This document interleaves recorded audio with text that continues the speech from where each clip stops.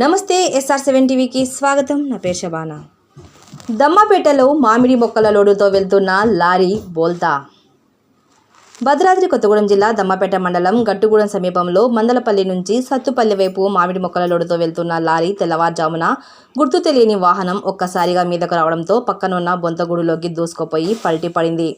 డ్రైవర్కు, క్లీనర్కు స్వల్ప గాయాలయ్యాయి. ప్రమాదానికి గల కారణాలు విచారణలో తెలియాల్సి ఉంది. Reporting SR7 TV news. Reporter కారం నాగేంద్రబాబు.